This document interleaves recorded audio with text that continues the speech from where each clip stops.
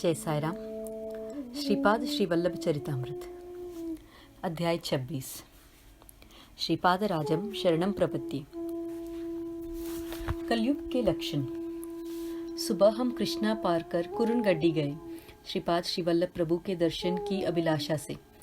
श्रीपाद प्रभु के मुख से कलयुग के प्रादुर्भाव की विशेष जानकारी लेने की धर्मगुप्त की बड़ी इच्छा थी। आज श्रीपाद प्रभु बड़े प्रसन्न थे। करुणामृत की वर्षा करने वाली उनकी अमृत दृष्टि सभी साधकों को एक उत्कट आध्यात्मिक आनंद का दान दे रही थी। उनके चरण स्पर्श कर हम धन्य हो गए। श्री धर्मगुप्त ने श्री प्रभु से कलयुग में उनके प्रादुर्भाव का विशेष वर्णन करने की नम्र प्रार्थना की।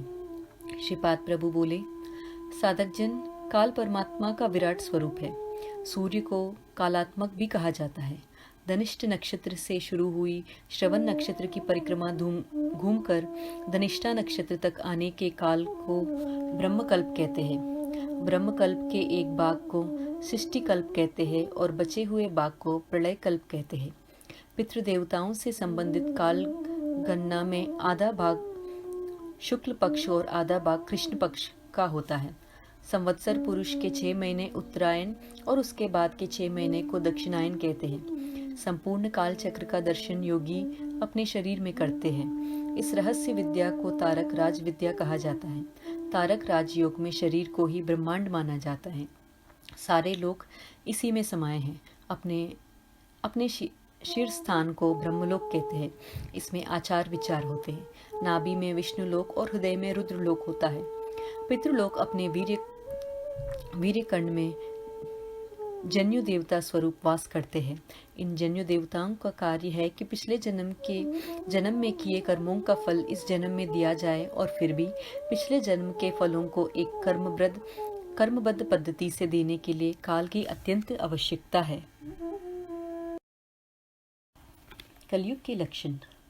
पितृदेवता अपने दिगंबत पूर्वज नहीं हैं। वे अपने स्वर्गवासी माता पिता दादा दादी के लिए किए गए श्राद्ध कर्म के फल स्वरूप कर उन्हें उत्तम गति दिलाने वाली जन्यु देवता ही हैं।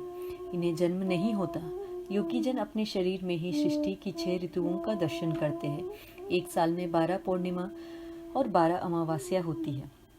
यह 24 पर्व गायत्री के 24 छंद हैं। काल स्वरूपी श्री कृष्ण भगवान को कुछ लोग संवत्सर पुरुष मानकर उनकी उपासना करते हैं। इस विद्या को द्वादशाक्षरी विद्या कहते हैं। प्रत्येक महीने का एक अक्षर, इस प्रकार 12 महीने के 12 अक्षर मिलकर एक मंत्र बनता है। नदियों में भयंकर बाढ़ आना, इसके कारण मनुष्य पशु संपत्ति की अपार हानि होना या भूकंप होना, सूर्य चंद्र की गति बदलना, दिन में अंधेरा होकर सूर्य ना दिखना, आकाश में धूमकेतु तारा दिखना, यह सब कलयुग के लक्षण हैं। द्वापर युग के अंतिम काल में पश्चिमी समुद्र के एक द्वीप पर कलयुग के अधिपति कलि पुरुष ने घोर तपस्या की थी। यह सब विषय वेद व्यास ऋषि के भविष्य पुराण में है। म्लेच्छ जाति का आविर्भाव। सब तरफ वेद मंत्र का उच्चार, यज्ञ याग तपस्या, इसी का जोर चल रहा था। इस कारण कलि पुरुष बड़ा दुखी हुआ। उसने परमेश्वर से प्रार्थना की, हे प्रभु, पृथ्वी पर सर्वत्र यज्ञ याग धार्मिक आचरण नीतिमत्ता, इसी का जोर है। ऐसी स्थिति में मैं अपना युग का प्रभाव लोगों में कैसे विस्तार करूं? आपकी आज्ञा से मैं अपना युग धर्म सब और फैला देना चाहता हूं, लेकिन वर्तमान में मुझे यह असंभव लग रहा है। कलि पुरुष का कथन को सुनकर परमेश्वर ने उसे पश्चिम समुद्र का एक द्वीप दिखाया। म्लेच्छ जाति का मूल पुरुष आदम और स्त्री हव्यवती, इन दोनों को परमेश्वर ने कलि पुरुष को दिखाया। उनके विहार के लिए एक सुंदर उद्यान बनाया। वास्तव में तो वे भाई बहन थे, लेकिन कलि पुरुष ने सर्प रूप में उनके अंदर प्रवेश कर उनमें काम भावना की बीज डाले और अधर्मी संतान की उत्पत्ति करने की प्रेरणा की। वे दोनों इस तरह से पतित हो जाने पर उनमें स्थित दिव्य शक्ति लुप्त हो गई। कालांतर में इसी जोड़ी से मूल म्लेच्छ जाति का आविर्भाव हुआ। द्वापर युग के अंत में अर्थात 2800 वर्षों बाद म्लेच्छ देश में म्लेच्छ जाति की संततियों की अभिवृद्धि होगी, ऐसा भविष्य पुराण के सर्प वर्ग में कथन है।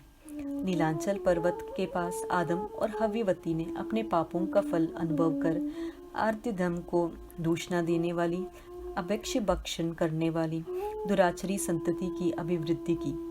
श्रीपाद प्रभु बोले, मैं कल की अवतार लेकर करोड़ों अधर्मी और दुराचारी लोगों का नाश कर पुनः सत्ययुग की स्थापना करने वाला हूँ। यह मेरा कार्यक्रम बहुत दूर के भविष्य के लिए है।